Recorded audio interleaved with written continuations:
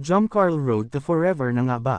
Ibang klaseng kilig ang hatid ng Jomcarl ngayon lalo na sa mga pasabog nilang hindi natin inaasahan. Bago tayo magpatuloy at alamin ang mga kaganapan ay makibati muna tayo ng isang magandang araw mga kalingap at huwag natin kalimutang suportahan ang channel ng mag-amang si Kalingap Rab at Kuya Val Santos Matubang.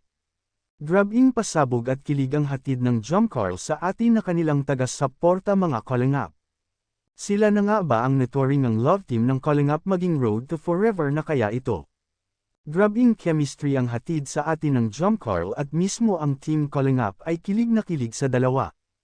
Tila lalong napapaibig si Jomar kay Carla nito lalo na sa mga kilos nito na halos di mo akalain ay love team lang at parang totohanan na yan Poppy Joms. Aba may pahalik na ang Poppy Joms natin ngayon mukhang tutuhan ang anniversary na yan Jomcarl ha. Mukhang pasabog ang hatid sa atin ng Jomcarl ngayon lalo na't may pakis na ang Poppy Joms natin kay Carla. Grabe ang sweet na nila sa isa't isa mga kalingap. At ako lang ba ang kinikilig? Yan ang lagi nating aabangan kung anong level na ba ang dalawa sa isa't isa. Wala naman sigurog hadlang kung totohanan na ang kanilang pag-iibigan at hindi nga may iwasang magka-developan ang dalawa.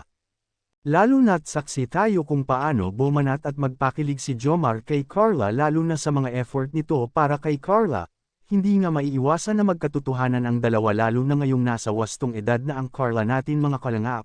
Tiyak na may patutunguhan ang dalawang ito at sana ay hindi tayo mabigo mga kalingap at patuloy pa rin ang ating suporta sa buong Kalingap team. Thank you and God bless.